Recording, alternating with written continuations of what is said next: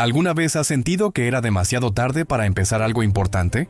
¿Alguna vez has mirado a tu alrededor y has pensado que perdiste demasiado tiempo, que tu oportunidad había pasado, que deberías haber empezado hace 10 o 20 años? Pues prepárate para escuchar la historia de un hombre que comenzó su verdadera misión a los 80 años. No leíste mal. 80 años. Una edad en la que la mayoría de la gente piensa en descansar, disfrutar de sus nietos, contar historias del pasado. Pero este hombre apenas estaba comenzando la misión más imposible de la historia antigua: liberar a 2 millones de esclavos del imperio más poderoso del mundo. Hablamos de Moisés, el líder que pasó 8 décadas preparándose para 4 décadas de gloria. Y si crees que fue tiempo perdido, esta historia te cambiará la perspectiva por completo. La verdad es que vivimos en una cultura de prisas. Todo debe ser rápido, viral, instantáneo. Emprendedores de 20 años creando empresas, multimillonarias, influencers que se hacen famosos de la noche a la mañana, éxitos meteóricos que parecen fáciles, y cuando miramos atrás a nuestro propio camino, con sus desiertos, sus años de anonimato, sus intentos fallidos, nos golpeamos el pecho y nos preguntamos: ¿dónde me equivoqué? ¿Por qué me está tomando tanto tiempo? Pero, ¿y si te dijera que una larga preparación no solo no es un desperdicio, sino que podría ser exactamente lo que te distingue de todos los que se saltaron pasos y fracasaron en el camino? ¿Y si los años que crees haber desperdiciado son en realidad la base que soportará el peso de tu misión cuando finalmente llegue? Moisés no era un hombre común. Se convertiría en el profeta más importante del judaísmo, el autor de los 5 primeros libros de la Biblia, el libertador de toda una nación. Pero antes de ser todo esto, fue un bebé condenado a muerte, un príncipe en el exilio, un fugitivo en el desierto, un pastor anónimo durante 40 años. Su vida se dividió en 3 actos perfectos de 40 años cada uno. 40 años en el palacio del faraón aprendiendo cómo funcionan los imperios, 40 años en el desierto desaprendiendo su arrogancia, y 40 años guiando al pueblo más obstinado de la historia a través de un desierto literal y metafórico. Y aquí radica la paradoja que te dejará pensando durante días. Si Dios pudo haber usado a Moisés en cualquier momento, ¿por qué esperar 80 años? ¿Por qué no llamarlo a los 20, lleno de energía e ideales? ¿Por qué no a los 40, en la cima de la madurez? ¿Por qué dejar que un hombre envejeciera hasta las canas antes de darle la misión más importante de su vida? La respuesta te sorprenderá, porque tiene todo que ver contigo, con tu frustración actual, con la sensación de que el tiempo pasa y aún no has llegado a donde deberías estar. Moisés necesitó 80 años de preparación porque la misión que Dios tenía para él era demasiado grande para una preparación tan pequeña. Liberar a 2 millones de personas de un imperio milenario no es una tarea para alguien inmaduro, impulsivo o desprevenido. No es un trabajo para alguien que aún tiene algo que demostrar. Es una misión para alguien que ya ha sido quebrantado, reconstruido, vaciado de sí mismo y llenado con algo mucho mayor. Y cada década de esos 80 años fue necesaria. Cada experiencia en el palacio, cada año en el desierto, cada oveja que pastoreó, cada noche a solas mirando las estrellas, cada momento en 1100 que pensó que su vida ya no tenía un propósito. Todo esto estaba construyendo al hombre que sería capaz de presentarse ante el faraón y decir: deja ir a mi pueblo. Así que, si te sientes retrasado, acompáñame en este viaje, porque al final comprenderás que una larga preparación no es tiempo perdido, es tiempo invertido, y la diferencia entre ambos cambiará por completo tu perspectiva sobre tu propia historia. Empecemos por el principio, en un momento en el que Moisés ni siquiera debería haber vivido. Era una mañana como cualquier otra en Egipto. Pero para las familias hebreas, cada amanecer traía el mismo terror. El faraón había dado una orden que resonaba como una sentencia de muerte en cada hogar. Todo niño hebreo recién nacido debía ser arrojado al río Nilo. No era solo una crueldad desenfrenada, era una política de Estado. Los hebreos se habían multiplicado tanto que Egipto empezó a verlos como una amenaza. Así que el imperio hizo lo que hacen los imperios cuando tienen miedo. Intentó cortar el problema de raíz. Y en ese contexto de genocidio institucionalizado, una mujer hebrea llamada Jocabed dio a luz a un niño. Miró a ese bebé y supo que no podía mantenerlo oculto para siempre. Los bebés lloran, hacen ruido, y los soldados egipcios no eran conocidos por su compasión, pero tampoco podía simplemente entregar a su hijo a la muerte. Así que hizo algo desesperado, algo que combinaba fe y valentía en una proporción incalculable. Jocabed tejió una canasta con juncos, la Impermeabilizó con betún y brea, metió a su bebé dentro y la colocó entre los juncos a orillas del río Nilo. Técnicamente obedecía la orden del faraón de depositar al bebé en el río, pero no lo arrojó, lo colocó en su lugar. Dejó a la hermana mayor del bebé, Miriam, observando desde lejos para ver qué pasaba. Y lo que sucedió después fue una ironía que solo la historia podría escribir. La hija del faraón, la misma hija del hombre que ordenó la muerte de todos los bebés hebreos, bajó al río a Sinos bañarse. Vio la canasta, envió a sus sirvientes a buscarla, la abrió y encontró a un bebé llorando. Y aquí está el detalle que lo cambia todo. Sabía que era un bebé hebreo. Las escrituras lo dejan claro. Pero en lugar de cumplir la orden de su padre, decidió adoptarlo. Lo llamó Moisés, que significa sacado del agua, y lo llevó al palacio. Miriam, astuta como era, ofreció una nodriza hebrea para cuidar al bebé. ¿Y quién era la nodriza? La propia madre de Moisés, Jocabed. Así que Moisés no solo sobrevivió, sino que se crió en el palacio que masacró a su pueblo, mientras su propia madre lo amamantaba y probablemente le reveló en su infancia quién era realmente. La ironía era brutal y estratégica. El niño que debería haber muerto estaba siendo criado con la mejor educación que el mundo antiguo podía ofrecer. Egipto no era una civilización cualquiera, era la superpotencia de su época. Poseían bibliotecas gigantescas, conocimientos avanzados de matemáticas, astronomía, medicina, arquitectura y administración. Y Moisés tenía acceso a todo esto. Creció como un príncipe egipcio, nieto del faraón, con tutores privados que le enseñaban sobre la guerra, la política, la religión y la gestión de imperios. Mientras sus hermanos hebreos cargaban con ladrillos bajo el látigo, él aprendió a comandar ejércitos. Mientras mezclaban arcilla, estudiaba los secretos de cómo Egipto gobernaba a millones de personas mediante la burocracia, la jerarquía y el poder centralizado. Y todo esto, sin que nadie lo supiera, lo preparaba para una futura misión. Porque no se libera a un pueblo de un imperio sin comprender cómo funciona ese imperio. No se derroca a Goliat sin conocer sus debilidades. Y Moisés recibía la educación perfecta en las entrañas de la bestia para derrotarla. Los primeros 40 años de Moisés transcurrieron en un contraste imposible. De día era un príncipe egipcio, recorriendo los pasillos de mármol del palacio, servido por esclavos, aprendiendo las artes del poder. Vio al faraón gobernar con mano de hierro. Vio cómo se daban y obedecían las órdenes sin rechistar. Vio la maquinaria del imperio funcionando con una precisión aterradora. Participó en ceremonias religiosas a los dioses egipcios. Aprendió sobre Ra, el dios del sol, sobre Osiris, sobre todo el panteón que sustentaba la cosmovisión de esa civilización. Estudió tácticas militares, porque los príncipes egipcios eran entrenados para la guerra. Aprendió a leer y escribir en jeroglíficos, dominando la lengua de los conquistadores. Cada habilidad, cada lección, cada experiencia se almacenaba en su mente, construyendo un arsenal de conocimientos que sería esencial décadas después.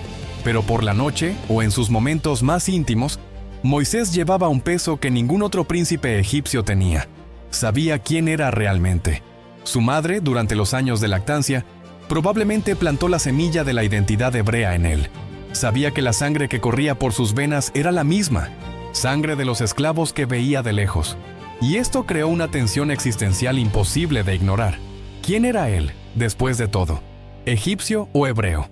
¿Opresor u oprimido? Tenía todo lo que un hombre podría desear: poder, educación, comodidad, un futuro seguro.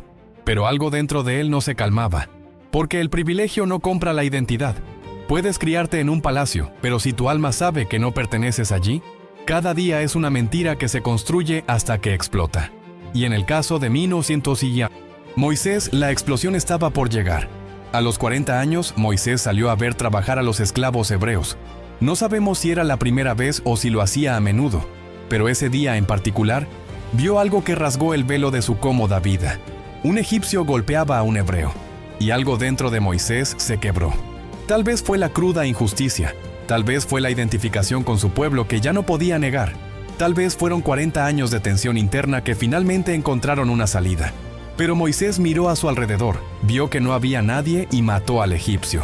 Luego escondió el cuerpo en la arena, como si también pudiera enterrar la gravedad de lo que había hecho.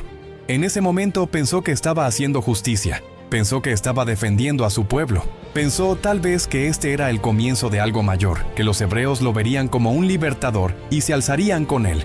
Pero al día siguiente, cuando Moisés regresó y vio a 2 hebreos peleando, intentó intervenir. Uno de 1900 Ello se volvió hacia él y le dijo: ¿Quién te ha puesto como gobernante y juez sobre nosotros? ¿Acaso piensas matarme como mataste al egipcio? Estas palabras fueron como un puñetazo en el estómago. Todos lo sabían. El secreto se había filtrado.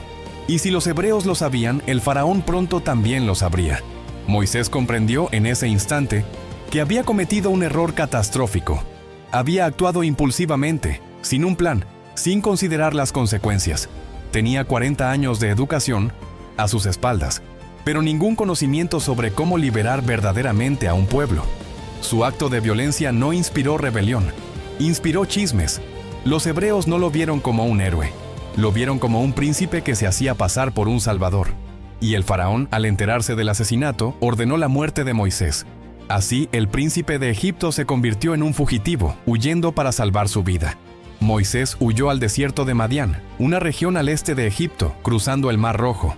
Simio de Sionte, príncipe a refugiado, de palacios de mármol a tiendas de piel de cabra, de banquetes reales a migajas de pastor. La caída fue tan brutal como necesaria, porque Dios no podía usar a un Moisés engreído, confiado en su propia fuerza, pensando que la violencia impulsiva era la respuesta. Necesitaba un Moisés quebrantado, humilde, vacío de arrogancia. Y el desierto se especializa en hacerle eso a la gente. En el desierto no tienes público, nadie a quien impresionar, ningún currículum del que presumir. Solo eres tú, las ovejas, el silencio y el tiempo que pasa demasiado lento. Moisés se sentó junto a un pozo, exhausto, sin rumbo, sin futuro. Y fue allí, en el fondo del pozo literal y metafórico, que su vida dio otro giro inesperado. 7 hijas de un sacerdote local llamado Jetro vinieron a sacar agua del pozo para abrevar el rebaño de su padre, pero otros pastores las expulsaron, pues en esa cultura machista y violenta, las mujeres eran vistas como presa fácil. Moisés, aunque destrozado, no había perdido el sentido de la justicia que lo llevó a matar al egipcio, solo que esta vez usó su fuerza con control, defendió a las mujeres y las ayudó a abrevar a sus animales. Cuando regresaron a casa antes de lo habitual, Jetro preguntó qué había sucedido. Le contaron del egipcio que las había defendido. Jetro lo mandó llamar y Moisés terminó quedándose. Se casó con Séfora, una de las hijas de Jetro, y se convirtió en pastor, un príncipe egipcio, educado en la mejor universidad del mundo antiguo. Ahora pasaba sus días cuidando animales inertes que comían cualquier cosa y necesitaban ser guiados para evitar caerse por los precipicios. La humillación fue total, pero era justo lo que necesitaba. Durante 40 años, Moisés vivió en el anonimato del desierto. 40 años. Piénsenlo. 40 años despertando al amanecer, guiando ovejas a pastar, protegiéndolas de depredadores, buscando agua en tierra firme, durmiendo al raso. 40 años sin ser él centro de atención, sin reconocimiento, sin que nadie le dijera que era especial. Mientras tanto, en Egipto, sus hermanos hebreos seguían siendo esclavos, gimiendo bajo el látigo, clamando por liberación. Y Moisés no hacía nada al respecto. ¿O sí? Porque el desierto enseña cosas que el palacio nunca enseñó. Enseña paciencia, porque no se puede apresurar a las ovejas. Enseña dependencia, porque no se puede sobrevivir allí solo. Enseña humildad, porque no hay nada grandioso en cambiar el pañal de una oveja. Y enseña sobre todo que no se trata de ti. Las ovejas no te siguen porque seas importante, te siguen porque te preocupas por ellas. Y esta simple lección sería la base de todo lo que Moisés haría más tarde, porque guiar a 2 millones de personas por el desierto no es muy diferente a pastorear ovejas.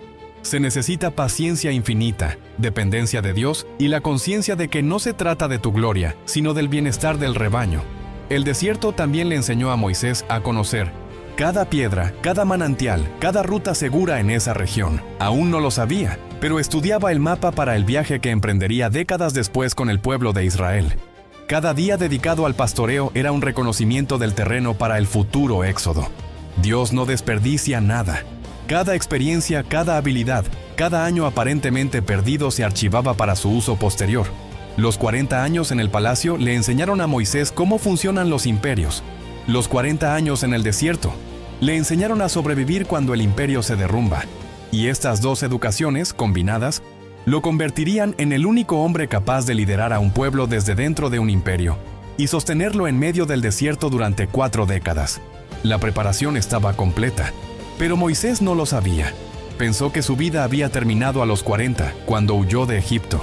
Pensó que sería pastor hasta su muerte, hasta el día en que vio algo imposible. Moisés tenía 80 años cuando todo cambió. 80. Una edad en la que la mayoría de la gente en aquel entonces ya estaba muerta o cerca de morir. Pero ese día, mientras cuidaba el rebaño de su suegro cerca del monte Horeb, vio algo que lo dejó paralizado. Una zarza ardía pero no se consumía. No era una ilusión óptica causada por el calor del desierto. Era fuego real en ramas reales, pero la planta no ardía. Moisés, curioso como cualquier ser humano, decidió acercarse para verla de cerca. Y fue entonces cuando oyó una voz que provenía del fuego, una voz que conocía su nombre. Moisés, Moisés. Y él, con el corazón acelerado, respondió: Aquí estoy. La voz dijo: No te acerques más, quítate las sandalias de los pies, porque el lugar donde estás es tierra santa. Y entonces la voz se identificó: Yo soy el Dios de tu padre, el Dios de Abraham, el Dios de Isaac y el Dios de Jacob. Moisés se cubrió el rostro porque temía mirar a Dios. Pero Dios no había terminado.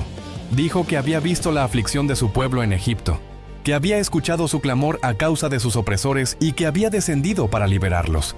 Y entonces llegó la parte que cambiaría la vida de Moisés para siempre. Ven pues ahora y te enviaré al faraón, para que saques de Egipto a mi pueblo, los hijos de Israel. Imaginen la conmoción. 80 años. 80 años de vida, 40 de ellos pastoreando ovejas en la oscuridad. Y de repente Dios aparece y dice: Ahora es tu momento. Ve a Egipto, enfréntate al imperio más poderoso del mundo y libera a 2 millones de esclavos. Moisés podría haber dicho: por fin. Podría haber saltado de alegría abrazando la misión con ambos brazos. Pero no fue así. Porque 80 años de vida también traen 80 años de dudas, miedos y la conciencia de las propias limitaciones. La primera reacción de Moisés fue: ¿quién soy yo para ir al faraón y sacar a los hijos de Israel de Egipto? Fíjense en la pregunta: ¿quién soy yo? Hace 40 años él sabía quién era. Era un príncipe. Tenía confianza. Mató a un egipcio pensando que podía marcar la diferencia. Pero 40 años en el desierto lo habían vaciado de cualquier ilusión de grandeza.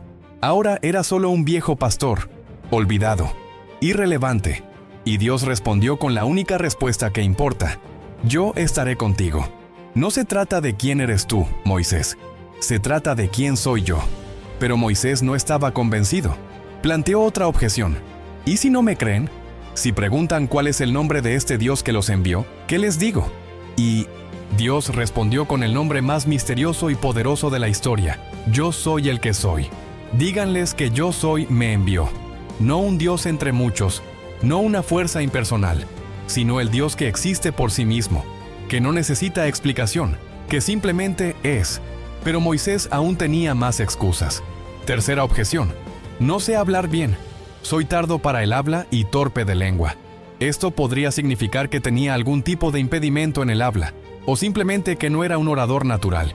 De cualquier manera, estaba diciendo: Dios, elegiste a la persona equivocada. Elige a alguien elocuente, carismático, que sepa convencer a las multitudes. Y Dios, con infinita paciencia, respondió: ¿quién hizo la boca del hombre? ¿No soy yo? Ve, yo estaré con tu boca y te enseñaré lo que debes decir.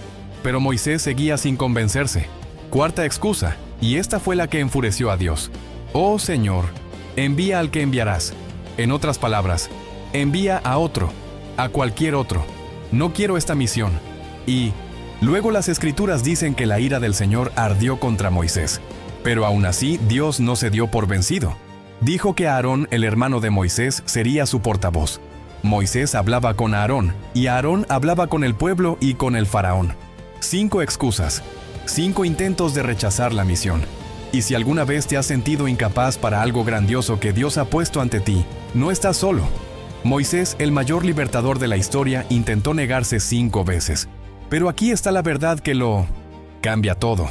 Dios no buscaba a alguien calificado, buscaba a alguien disponible. Y después de 80 años de preparación, quebrantando la arrogancia de Moisés, vaciándolo de confianza en sí mismo, enseñándole dependencia, paciencia y pastoreo, Moisés ahora estaba listo. No porque fuera fuerte, sino porque sabía que era débil. No porque fuera elocuente, sino porque sabía que necesitaría ayuda. No porque fuera joven y enérgico, sino porque era viejo y lleno de sabiduría sobre sus propias limitaciones. Y eso fue precisamente lo que lo convirtió en el hombre indicado para la misión. Así que, después de mucha insistencia divina, Moisés finalmente aceptó. Tomó a su familia, su cayado de pastor, y regresó a Egipto después de 40 años de exilio. El regreso a Egipto debió ser surrealista. 40 años antes, Moisés había huido como fugitivo, con el faraón tras él. Ahora regresaba, viejo y cansado, pero con una misión divina. Se encontró con Aarón, su hermano, quien había permanecido en Egipto todos esos años. Dios también le había hablado a Aarón, preparándolo para unirse a Moisés en este viaje. Los dos hermanos, reunidos después de décadas, ahora trabajaban juntos en una misión imposible. Primero fueron a los ancianos de Israel. Les contaron sobre el encuentro de Moisés con Dios y realizaron las señales que Dios le había dado como prueba. La vara se convirtió en serpiente. La mano se enfermó y fue sanada. El agua se convirtió en sangre. Los ancianos creyeron. El pueblo se postró y adoró, porque finalmente alguien había venido a liberarlos. Pero el verdadero desafío no era convencer a los hebreos, era enfrentarse al faraón. Moisés y Aarón fueron al palacio, el mismo palacio donde Moisés había crecido décadas atrás. Pero ahora otro faraón ocupaba el trono, probablemente hijo o nieto del que Moisés había conocido. Se presentaron y dijeron: «Así dice el Señor, Dios de Israel, deja ir a mi pueblo para que me celebre una fiesta en el desierto». La respuesta del faraón fue exactamente la que se esperaría de un tirano. ¿Quién es el Señor para que yo le obedezca y deje ir a Israel? No conozco al Señor, ni tampoco dejaré ir a Israel. Para el faraón, él era un dios. Egipto tenía una teología que deificaba al gobernante. Así que cuando Moisés habló de otro dios, un dios al que debía obedecer, no se trataba solo de una petición política, era una blasfemia teológica. Y el faraón no reaccionó bien. De hecho, reaccionó empeorando la situación de Minsintisin, los hebreos. Ordenó a los capataces que dejaran de proporcionar paja a los esclavos para fabricar ladrillos, pero exigió la misma cuota de producción. Ahora los hebreos tendrían que buscar su propia paja y seguir produciendo la misma cantidad de ladrillos. El resultado fue predecible. Fracasaron, fueron derrotados y volvieron furiosos contra Moisés y Aarón. Dijeron: «Que el Señor los juzgue, porque han hecho que nuestra causa sea repugnante ante el faraón y sus siervos, dándoles la espada en la mano para que nos maten». Moisés, desanimado, regresó a Dios y prácticamente se desahogó. «Señor, ¿por qué has maltratado a este pueblo? ¿Por qué me enviaste? Desde que vine al faraón para hablar en tu nombre, él ha maltratado a este pueblo, y tú no has librado a tu pueblo». Fue el comienzo de un patrón que se repetiría durante los siguientes 40 años.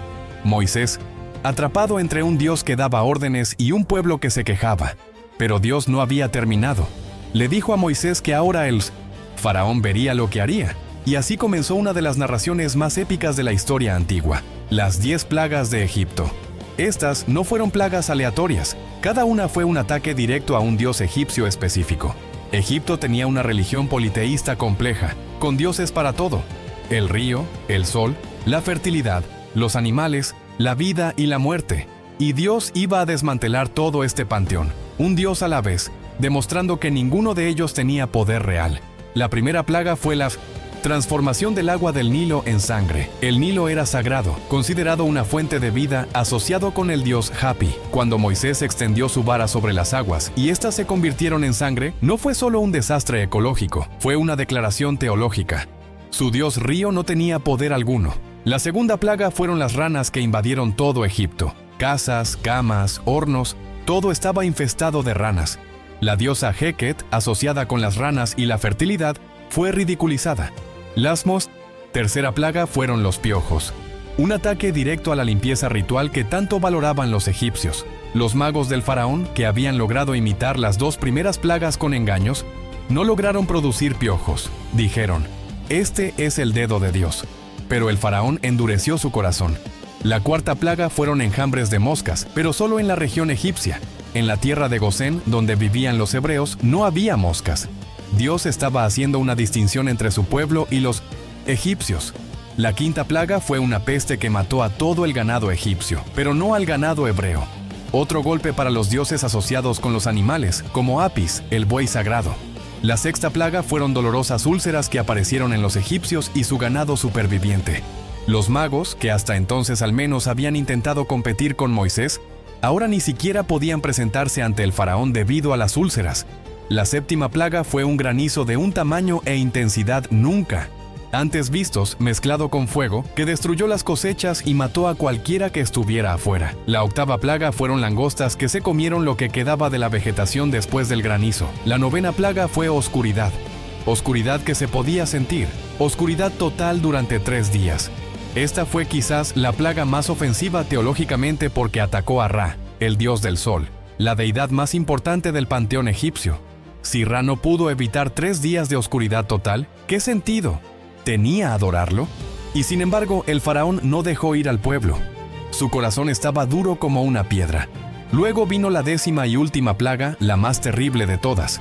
Dios le dijo a Moisés que pasaría por la tierra de Egipto a medianoche, y que todo primogénito egipcio moriría, desde el primogénito del faraón hasta el primogénito de un esclavo, y todo primogénito del ganado. Pero los hebreos serían perdonados si seguían instrucciones específicas. Cada familia debía sacrificar un cordero sin defecto, untar con su sangre los postes y dinteles de sus casas, y comer la carne asada esa misma noche, con pan sin levadura y hierbas amargas. Debían comer apresuradamente, con los lomos ceñidos, sandalias en los pies y bastón en la mano, listos para partir. Esta sería la Pascua, la noche en que Dios pasaría por alto las casas marcadas con sangre y perdonaría a los primogénitos dentro de ellas. El cordero reemplazaría al hijo. Fue una poderosa imagen profética que apuntaba a Jesucristo miles de años después, el Cordero de Dios que sería sacrificado para salvar a la humanidad de la muerte espiritual. A medianoche, tal como Dios lo había dicho, sucedió. Hubo un gran clamor en Egipto, pues no había casa donde no hubiera muerto alguien. Desde el palacio del faraón hasta el calabozo más bajo, todos los primogénitos egipcios murieron esa noche. El príncipe, heredero al trono, murió. El hijo del carcelero murió. El becerro primogénito de la manada murió. Fue un juicio divino de una magnitud que Egipto jamás había experimentado. Y en los hogares hebreos, marcados con sangre de cordero, todos dormían seguros. El ángel de la muerte literalmente los pasó por alto. El contraste era imposible de ignorar. La obediencia a la palabra de Dios significaba vida. La desobediencia significaba muerte. Y no había término medio. Faraón, que había perdido a su propio hijo esa noche, llamó a Moisés y a Aarón antes del amanecer. Su voz ya no conservaba su antigua arrogancia. Era la voz de un inocente hombre quebrantado, derrotado y desesperado. Dijo: «Levántense, salgan de en medio de mi pueblo, tanto ustedes como los hijos de Israel. Vayan, sirvan al Señor como han dicho. Lleven también sus rebaños y sus vacas, como han dicho. Vayan y bendíganme también». Los egipcios, aterrorizados, presionaron a los hebreos para que se fueran rápidamente, dándoles plata, oro y ropa. Cualquier cosa para que se fueran pronto. Y así, después de 430 años de esclavitud, 2 millones de minos y einosmos, personas abandonaron Egipto en una sola noche. Salieron tan rápido que no tuvieron tiempo de fermentar su pan. Así que comieron pan sin levadura. Salieron cargando con los huesos de José, quien antes de morir había hecho jurar a los hijos de Israel que lo llevaría de regreso a la tierra prometida. No partieron como fugitivos avergonzados, sino como un ejército triunfante, llevando consigo las riquezas de Egipto. Moisés, a sus 80 años, finalmente cumplía la misión para la que se había preparado durante 8 décadas, y al principio todo parecía marchar bien. Dios iba delante de ellos en una columna de nube de día y una columna de fuego de noche, guiando el camino. Marcharon hacia el este, hacia el Mar Rojo. Pero entonces algo cambió. Dios le ordenó a Moisés que acampara frente al mar, en una posición estratégicamente insensata. Estaban atrapados, con el mar al frente y el desierto a ambos lados. Y ahí fue exactamente donde el faraón, que se había arrepentido de haberlos dejado ir, vio su oportunidad. Movilizó 600 carros, escogió a sus mejores guerreros y partió en su persecución. Cuando los israelitas vieron acercarse al ejército egipcio, con sus carros brillando al sol y sus lanzas apuntándolos, cundió el pánico al instante. Con amargo sarcasmo clamaron a Moisés: ¿acaso no había sepulcros en Egipto para sacarnos de allí? ¿Para que muriéramos en este desierto? ¿Por qué nos has hecho esto al sacarnos de Egipto? ¿No es esto lo que te dijimos en Egipto? ¿Déjanos en paz para que sirvamos a los egipcios? Mejor nos hubiera sido servir a los egipcios que morir en el desierto. Esta fue la primera vez, pero no la última, que el pueblo se rebelaría contra Moisés en su momento de angustia. Y Moisés, con la paciencia que había cultivado durante 40 años pastoreando ovejas, respondió: «No teman, Quédense quietos y vean la salvación que el Señor hará por ustedes hoy, porque nunca volverán a ver a los egipcios que hoy vieron. El Señor peleará por ustedes, y ustedes guardarán silencio. No prometió que ellos pelearían, prometió que Dios pelearía. Y entonces vino la orden divina. Alza tu vara, extiende tu mano sobre el mar y divídelo, para que los hijos de Israel pasen por en medio del mar, en seco. Moisés obedeció. Extendió su vara sobre el mar Rojo. Y Dios envió un fuerte viento del este que sopló toda la noche, dividiendo las aguas. No fue una división superficial. La Escritura dice que las aguas se mantuvieron como un muro a su derecha e izquierda y el lecho marino se secó. Los geólogos y arqueólogos debaten hasta el día de hoy qué parte del Mar Rojo se cruzó y cómo sucedió, pero el texto es claro. Fue un milagro que desafió las leyes naturales. 2 millones de personas, con sus ovejas, ganado, niños y ancianos, cruzaron un corredor en medio del mar durante la noche. 14 kilómetros de cruce, con muros de agua a ambos lados, unidos por el poder divino. Imagine la escena. Niños mirando hacia arriba y viendo peces nadando. Dentro de los muros de agua, adultos corriendo con sus pertenencias, animales siendo guiados por el camino imposible, y Moisés guiando a toda la multitud a través de lo que debería haber sido una tumba acuática, pero se había convertido en una autopista hacia la libertad. Los egipcios, obstinados hasta el final, lo siguieron mar adentro. 600 carros, caballería e infantería, todos confiados en que podrían alcanzar y masacrar a los hebreos antes de que completaran la travesía. Pero Dios perturbó a los egipcios en medio del mar, haciendo que las ruedas de los carros se desencajaran, dificultando y ralentizando la persecución. Los egipcios se dieron cuenta demasiado tarde de que estaban luchando contra Dios mismo e intentaron huir de regreso a la orilla. Pero era demasiado tarde. Moisés, ahora al otro lado, extendió su mano sobre el mar de nuevo, y las aguas regresaron con toda su fuerza, cubriendo los carros, la caballería y todo el ejército del faraón que había entrado al mar. Detrás de ellos, ninguno de ellos sobrevivió. Los israelitas, al otro lado, vieron los cuerpos de los egipcios siendo arrojados por las olas a la orilla. El ejército más poderoso del mundo había sido tragado por el mar, y el pueblo temió al Señor y creyó en él y en Moisés, su siervo. Ese día, Moisés y su hermana María dirigieron al pueblo en un cántico de victoria. Fue un momento de pura euforia, de celebración, de fe vibrante. Pero si conoces la historia, sabes que esta fe no duró mucho. 3 días después, cuando no encontraron agua y solo agua amarga en Mara, el pueblo ya murmuraba contra Moisés. Dios le mostró a Moisés un árbol que, al arrojarlo al agua, la endulzó. Pero era un patrón que se repetiría hasta la saciedad. Dificultades, murmuraciones, un milagro de Dios, paz temporal, nuevas dificultades, murmuraciones de nuevo. Guiar a 2 millones de personas por el desierto resultó ser exactamente lo que Moisés debió haber imaginado. Agotador, ingrato y un desafío infinito. Pero era para lo que estaba preparado. 1 mes y medio después de salir de Egipto, la comida que habían traído se estaba agotando, y el pueblo, con poca memoria, empezó a decir que habría sido mejor quedarse en Egipto, donde al menos tenían ollas de carne y pan en abundancia. Olvidaron convenientemente que eran esclavos azotados. Olvidaron que sus hijos estaban siendo asesinados. En la memoria selectiva de la insatisfacción, Egipto se había convertido en un paraíso. Moisés llevó su queja a Dios, y Dios respondió con maná. Todas las mañanas, excepto el sábado, la tierra se cubría con una sustancia blanca, similar a la semilla de cilantro, que sabía a pastel de miel. Debían recolectar solo lo suficiente para un día, porque si lo guardaban para el día siguiente, criaría alimañas y olería mal. Era una lección diaria de confianza. Dios proveerá también para el mañana, no acapares. Y durante 40 años, sin que faltara un solo día, el maná cayó. Pero el maná diario se volvió repugnante. El pueblo ansiaba carne, así que Dios envió codornices en tal abundancia que cubrieron el campamento. El pueblo comió hasta enfermarse, y aún así seguían quejándose. Se quejaban de la falta de agua, y Dios le dijo a Moisés que golpeara una roca, de la cual brotó suficiente agua para 2 millones de personas y todos sus animales. Se quejaron de Moisés, diciendo que era un dictador que los había llevado al desierto a morir. Se quejaron de Dios, cuestionando por qué los había sacado de Egipto.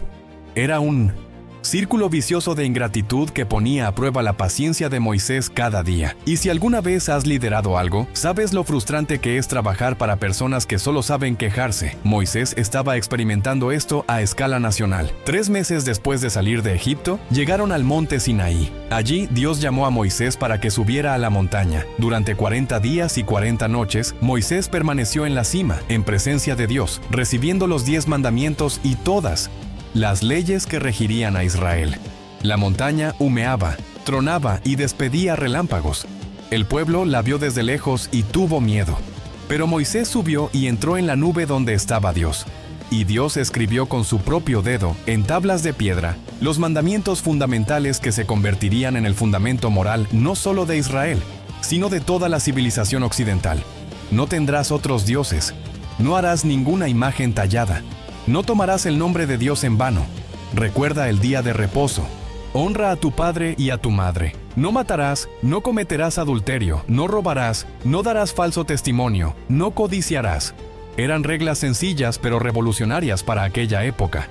Quitaron el poder de las manos de los reyes y sacerdotes y lo pusieron en manos de un Dios que se preocupaba por la justicia, no por los rituales vacíos. Pero mientras Moisés estaba en el monte recibiendo las leyes de Dios, el pueblo de abajo hacía exactamente lo contrario del primer mandamiento. Presionaban a Aarón diciendo que Moisés se había tardado demasiado, que probablemente estaba muerto y que necesitaban dioses que los guiaran. Aarón, débil ante la presión, les pidió que trajeran todo el oro que tenían. Lo fundió todo e hizo un becerro de oro. Y el pueblo se inclinó ante él diciendo: «He aquí a tu Dios, oh Israel, que te sacó de la tierra de Egipto». Celebraron un banquete, comieron, bebieron y se entregaron a los placeres carnales. 40 días. Ese fue el tiempo que tardó un pueblo que había visto 10 plagas, cruzado el mar rojo a pie y comido maná del cielo en convertirse en un ídolo de metal. La naturaleza humana es así de brutal. Olvidamos a Dios a la primera señal de dificultad y nos inclinamos ante cualquier cosa que nos brinde consuelo inmediato. Dios le contó a Moisés lo que estaba sucediendo y quiso destruir a todo el pueblo, prometiéndole hacer de Moisés una nueva y gran nación. Pero Moisés intercedió, discutió con Dios, pidió misericordia y recordó las promesas hechas a Abraham, Isaac y Jacob. Y Dios se arrepintió del mal que había prometido hacer.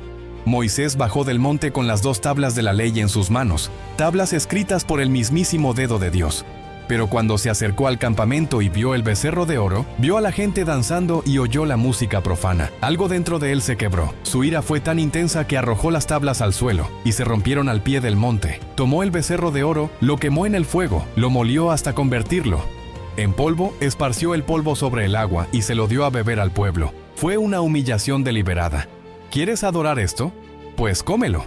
Después, Moisés convocó a los levitas que se habían aliado con Dios y les ordenó ejecutar a los líderes de la rebelión. 3,000 hombres murieron ese día. Fue una justicia brutal, pero necesaria para establecer que Dios no era una deidad que pudiera ser ignorada o reemplazada por ídolos. Y entonces Moisés subió de nuevo al monte y pidió perdón por él. Pueblo. Le dijo a Dios que si no perdonaba a Israel, también borraría su nombre, Moisés, del libro de la vida. Fue una intercesión de amor sacrificial, el tipo de liderazgo que antepone el bien del pueblo a la propia salvación. Dios perdonó, pero dijo que las consecuencias permanecerían, y Moisés tuvo que hacer nuevas tablas en las que Dios reescribiría los mandamientos. La ley permanecería, pero la traición del pueblo quedaría marcada en la historia. El resto del tiempo en el Sinaí se dedicó a construir el tabernáculo, una tienda portátil donde Dios moraría entre el pueblo. Moisés recibió instrucciones detalladas sobre cada material, cada medida, cada objeto sagrado. El arca de la alianza, donde se guardarían las tablas de la ley, cubierta de oro puro, con 2 querubines de oro en sus esquinas. El altar de bronce donde se ofrecerían los sacrificios. El candelabro de oro de 7 brazos. La mesa de los panes de la proposición. El altar del incienso. Las cortinas, las columnas, las bases. Todo tenía significado, todo apuntaba a profundas verdades espirituales. Y cuando el tabernáculo estuvo terminado, la gloria de Dios descendió sobre él de modo que ni siquiera Moisés pudo entrar. La nube cubrió el tabernáculo de día y fuego de noche. Y cuando la nube se disipó, el pueblo supo que era hora de seguir adelante. Cuando la nube se disipó, acamparon. Dios estaba literalmente guiando el viaje, pero el viaje en sí fue largo y doloroso. Tras salir del Sinaí, los israelitas caminaron hacia la tierra de Canaán, la tierra prometida. Tardaron poco en llegar a la frontera. Si todo hubiera ido bien, podrían haber entrado en la tierra en 2 años desde su salida de Egipto. Pero al llegar a Cades Barnea, en la frontera de Canaán, Moisés envió a 12 espías, un líder de cada tribu, a explorar la tierra, ver cómo era la gente, si las ciudades estaban fortificadas y si la tierra era fértil. Los espías pasaron 40 días explorando y al regresar, trajeron un racimo de 1,800 uvas tan grande que 2 hombres tuvieron que cargarlo en una vara. Trajeron granadas e higos. La tierra realmente fluía leche y miel, fértil más allá de lo imaginable. Pero 10 de los 12 espías regresaron con un informe negativo. Dijeron, la tierra es buena, pero sus habitantes son fuertes. Las ciudades están fortificadas y son muy grandes. Vimos allí gigantes, hijos de Anac, y nos veíamos como saltamontes, y así les parecíamos a ellos. Era un informe basado en el miedo, no en la fe. Pero 2 espías, Josué y Caleb, discreparon por completo. Caleb se puso de pie en medio de la multitud y dijo, «Vengan, subamos y tomémosla, porque sin duda la venceremos». Pero los otros 10 espías reforzaron el miedo, diciendo que sería un suicidio intentar conquistar la tierra. Y el pueblo, en lugar de confiar en Dios, que había obrado tantos milagros por ellos, creyó el informe negativo. Empezaron a llorar, a quejarse, a hablar de elegir un nuevo líder y regresar a Egipto. Era la rebelión más absurda posible. Después de todo lo que Dios había hecho, querían volver a la esclavitud. Moisés y Aarón se postraron ante toda la congregación. Josué y Caleb, desesperados, rasgaron sus vestiduras e intentaron convencer al pueblo. La tierra que fuimos a explorar es una tierra sumamente buena. Si el Señor se complace en nosotros, nos llevará a ella y nos la entregará. Una tierra que fluye leche y miel. Pero no se rebelen contra el Señor ni teman a la gente de esta tierra, porque son nuestro pan. Su protección les ha sido quitada y el Señor está con nosotros. No les tengan miedo. Pero el pueblo estaba tan furioso que comenzó a hablar de apedrear a Josué y Caleb. Fue entonces cuando la gloria del Señor apareció en el tabernáculo, y Dios le dijo a Moisés que destruiría a todo el pueblo y haría de Moisés una nación más grande y fuerte. Una vez más Moisés intercedió, y una vez más Dios perdonó. Pero las consecuencias fueron severas. Dios declaró que ninguno de aquellos de 20 años o más, que habían visto todos los milagros y aún no confiaban en Él, entraría en la tierra prometida. Vagaron por el desierto hasta que todos en esa generación murieron. Los únicos que entrarían serían Josué y Caleb, los 2 espías fieles y la nueva generación que crecería en el desierto. Y como los espías habían pasado 40 días explorando la tierra, el pueblo vagaría durante 40 años en el desierto, 1 año por cada día. Fue una sentencia amarga pero justa, y significó que Moisés, ya de 80 años, pasaría el resto de su vida guiando a un pueblo condenado a vagar, sabiendo que él mismo nunca entraría en la tierra que tanto anhelaba ver. Estos 40 años fueron una mezcla de milagros y rebelión constante. El pueblo se rebeló contra Moisés varias veces.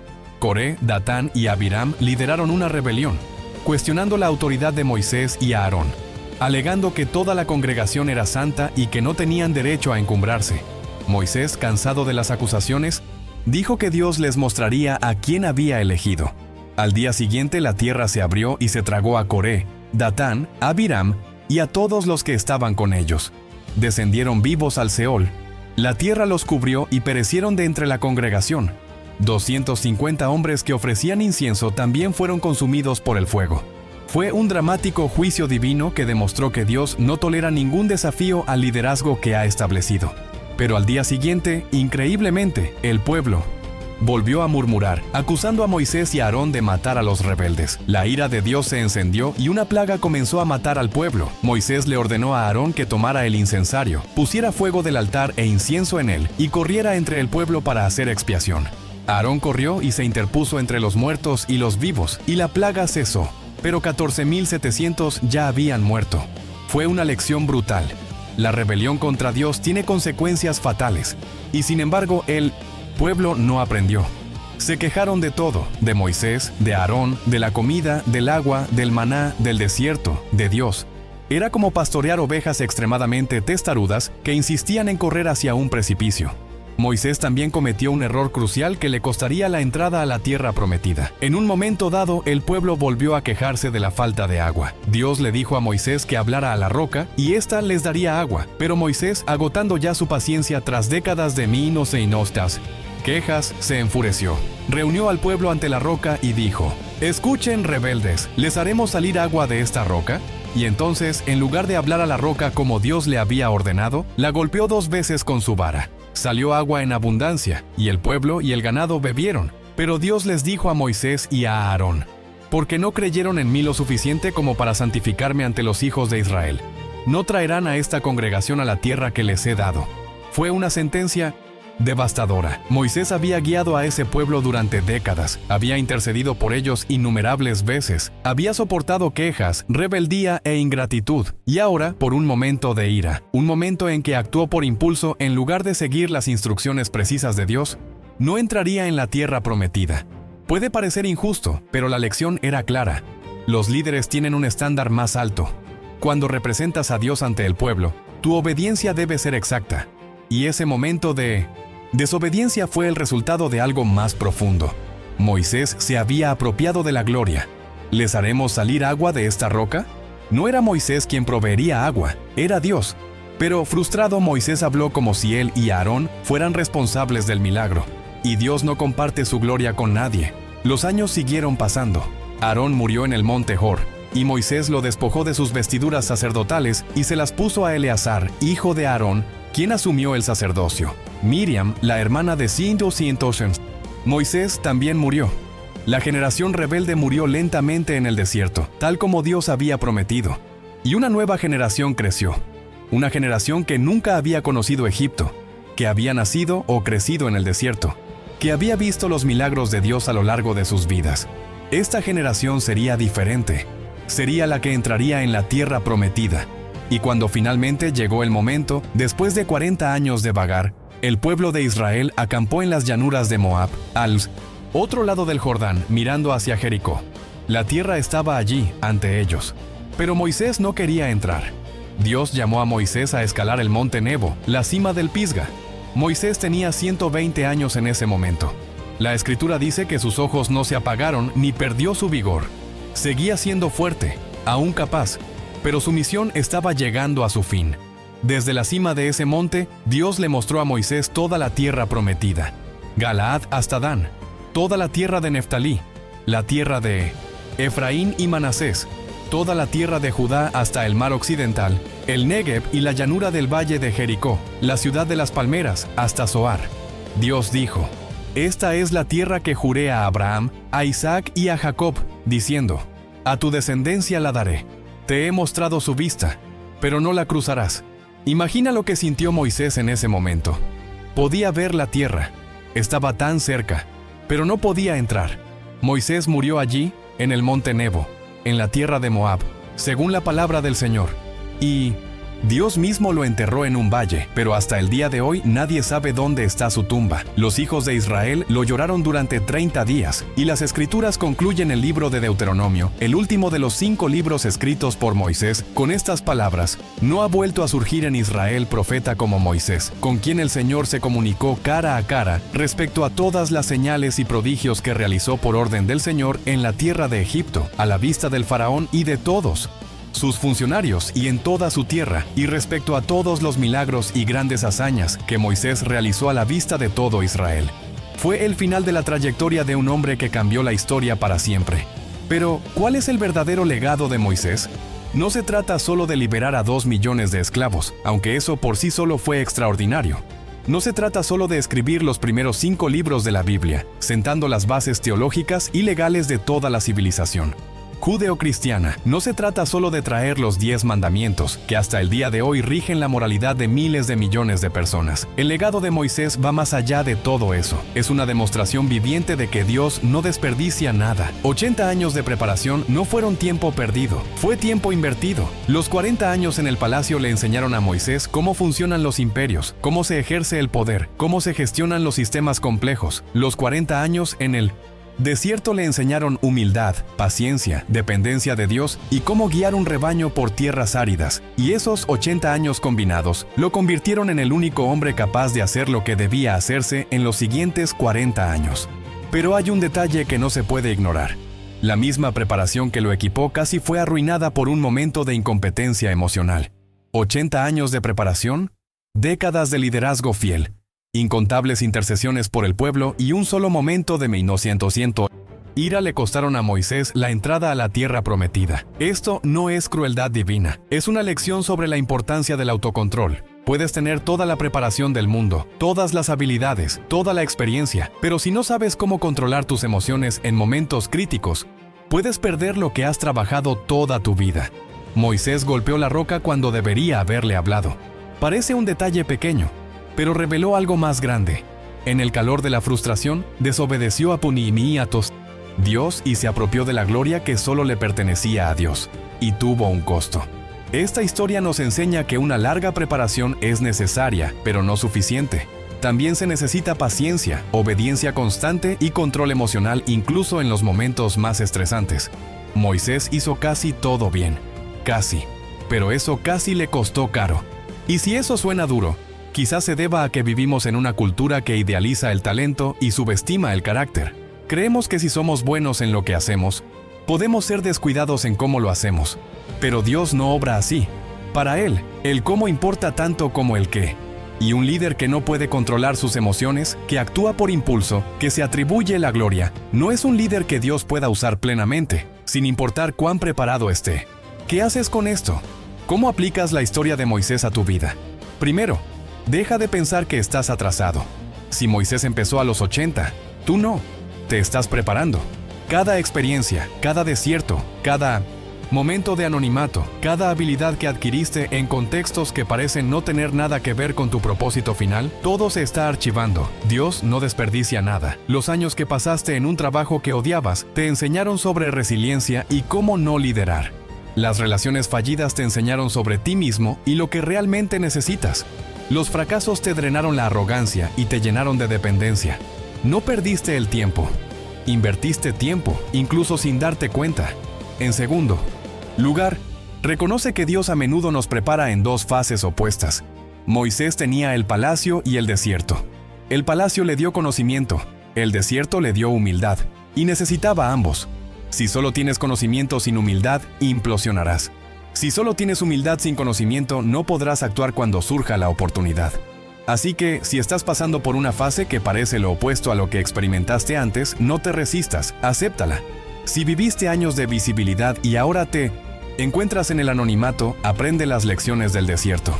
Si viviste años de anonimato y ahora se abren puertas, usa el conocimiento que adquiriste, pero no pierdas la humildad que te dio el desierto. Las dos fases trabajan juntas para moldearte. En tercer lugar, acepta que tu desierto puede durar mucho tiempo. 40 años es mucho tiempo. Una generación entera. Si estás en tu tercer año de desierto y ya estás desesperado, respira hondo. Puede que tengas otros 37 años por delante. Tu preparación puede ser larga porque tu misión es grande. No compares tu proceso con el de nadie más. Cada persona tiene un tiempo de preparación diferente, calibrado con precisión al tamaño de la misión que Dios tiene para ellos. Y cuanto mayor sea la misión, más profunda debe ser la preparación. No es un castigo, es sabiduría divina. Dios no te pondrá a liderar a 2 millones de personas si solo tienes la paciencia de liderar a 10. No te dará la responsabilidad de un imperio si solo has aprendido a manejar una tienda. Entonces, si el desierto es duradero, es porque lo que viene después es demasiado grande para una preparación tan pequeña. En cuarto lugar, comprende que las quejas de la gente nunca cesarán. Moisés realizó milagros absurdos, y el pueblo seguía quejándose 3 días después. Los liberó de la esclavitud y querían regresar. Les dio maná del cielo, y se cansaron. Sacó agua de la roca y volvieron a murmurar. Si estás esperando el momento en que todos te aplaudan y dejen de criticar, abandona esa ilusión ahora. No sucederá. La gente es ingrata por naturaleza, especialmente cuando atraviesa dificultades. Tu trabajo no es hacer felices a todos. Tu trabajo es obedecer a Dios y guiarte en la dirección que Él te ha mostrado, incluso cuando la gente te grite que estás equivocado. Moisés hizo esto durante 40 años.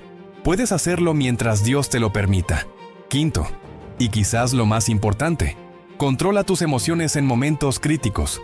Moisés perdió su entrada a la tierra prometida por un momento de ira.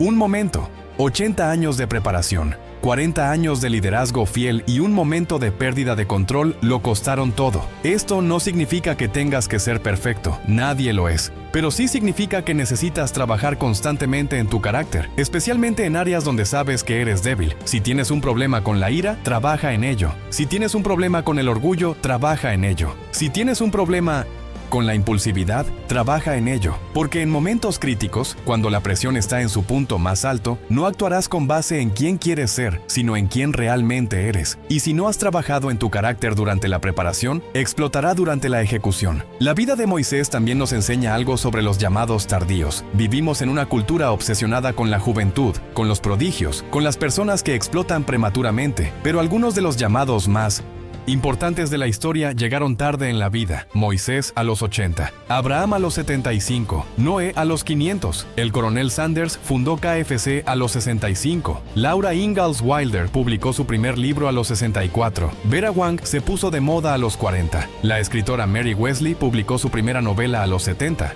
Julia Child publicó su primer libro de cocina a los 50. Si sientes que ya pasaste tu mejor momento, que perdiste tu oportunidad, que deberías haber comenzado hace 20 años. Estás viendo las cosas de la manera equivocada. A Dios no le importa la edad cronológica, le importa la madurez espiritual. Y a veces esa madurez solo llega con décadas de vida vivida, errores cometidos, orgullo quebrantado y dependencia aprendida. Otra cosa que revela la historia de Moisés es que los grandes líderes rara vez ven el fruto completo de su trabajo. Moisés no entró en la tierra prometida, la vio desde lejos, pero no la pisó, y eso duele.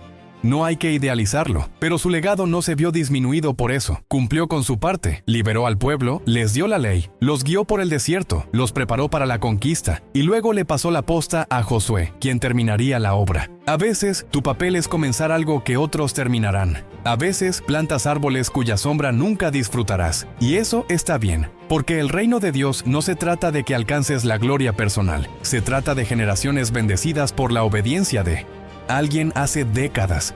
Y hay algo profundamente reconfortante en saber que Moisés, aunque no entró en la tierra prometida, no fue olvidado por Dios. Más de 1000 años después, en el monte de la transfiguración, cuando Jesús se transfiguró ante Pedro, Santiago y Juan, ¿quiénes aparecieron a su lado? Moisés y Elías. Moisés finalmente pisó la tierra prometida, no como líder de Israel, sino como testigo de la gloria de Jesús, el verdadero libertador. Lo que se le negó en vida, se le concedió en gloria. Dios nunca olvida los sacrificios de quienes le sirvieron fielmente. Puede que tome tiempo, puede que no sea en esta vida, pero la recompensa llega, siempre llega, y cuando llega, compensa toda la espera, todo el desierto, toda la larga preparación. La historia de Moisés es también una sombra profética de Jesucristo. Moisés liberó a Israel de la esclavitud física en Egipto. Jesús liberó a la humanidad de la esclavitud espiritual del pecado. Moisés instituyó la Pascua con sangre de cordero en las puertas. Jesús se convirtió en el Cordero Pascual, cuya sangre marca a quienes serán salvados de la muerte eterna. Moisés dio la ley en el monte Sinaí. Jesús cumplió la ley y dio el sermón del monte, revelando el corazón detrás de los mandamientos. Moisés levantó una serpiente de bronce en el desierto para sanar a quien la mirara. Jesús fue levantado en una cruz para que quien lo mire con fe pueda ser salvo. Moisés trajo maná del cielo para nutrir el cuerpo. Jesús se declaró a sí mismo el pan vivo que bajó del cielo para nutrir el alma. Moisés trajo agua de la roca para calmar la sed física. Jesús ofreció agua viva que se convierte en un manantial que brota para vida eterna. Cada detalle de la vida de Moisés apuntaba a algo mayor que vendría después. Y ese algo mayor era Jesús. Pero volviendo a nosotros, a nuestras vidas ordinarias, lejos de milagros épicos y misiones para liberar naciones enteras, ¿qué nos llevamos de esta historia? Nos llevamos que la preparación importa, que la paciencia importa, que 80 años no son demasiados si son necesarios para moldearte en lo que necesitas ser.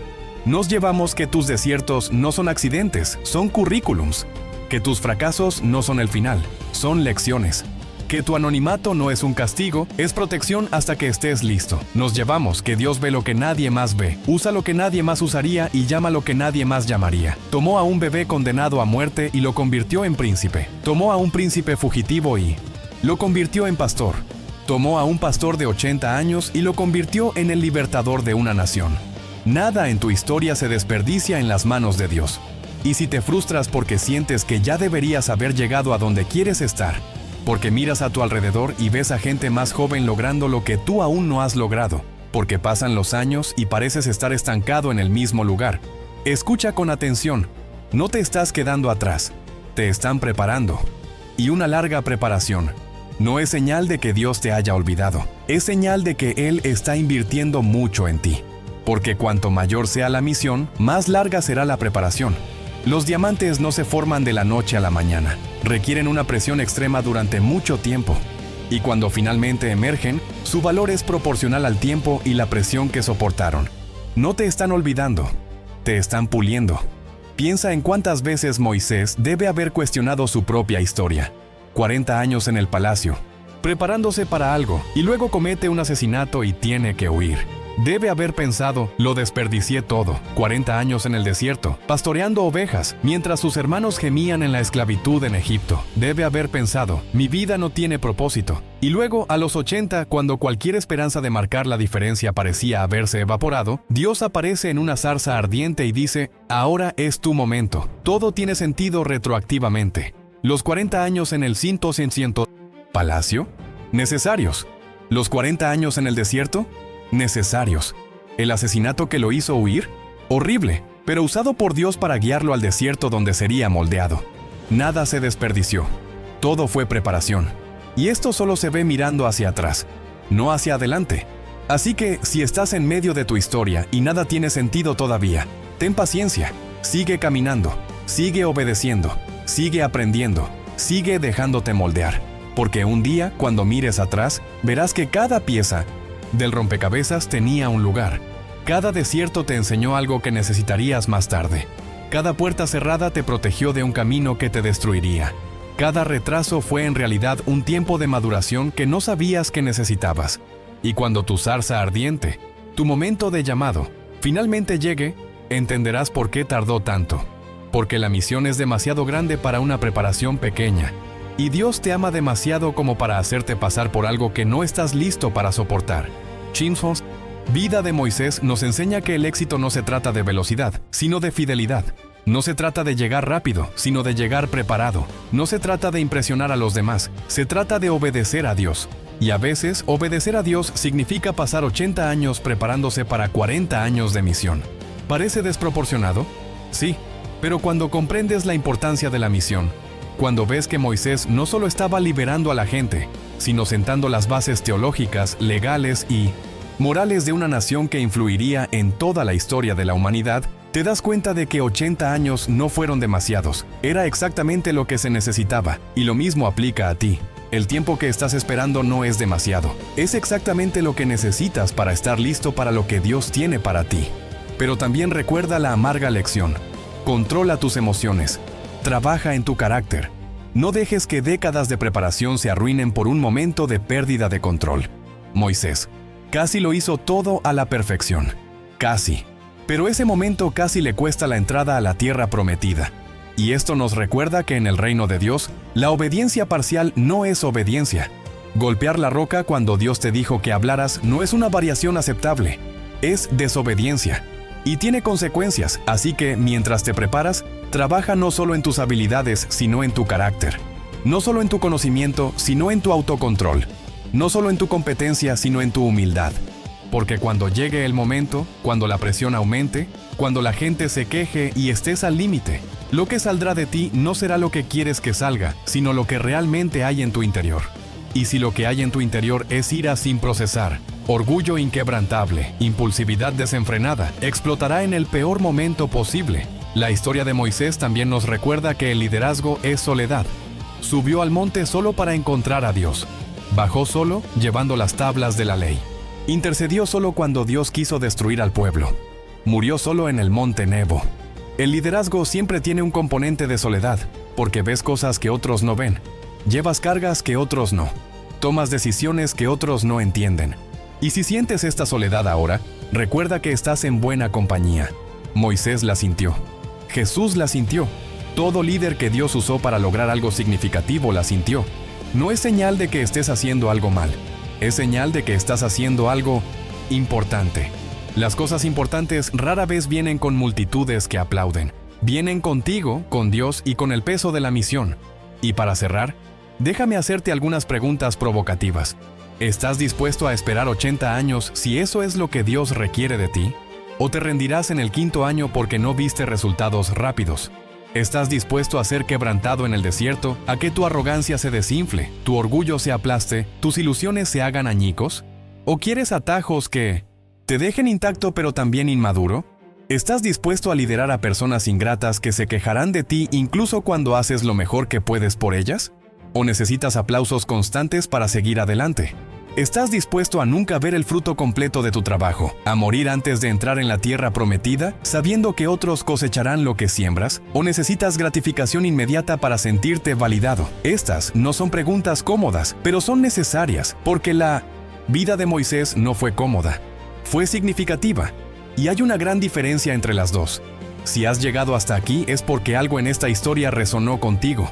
Tal vez estés en tu desierto ahora mismo, pastoreando ovejas metafóricas, sintiendo que tu vida no tiene propósito, que has desperdiciado demasiado tiempo, que es demasiado tarde para empezar.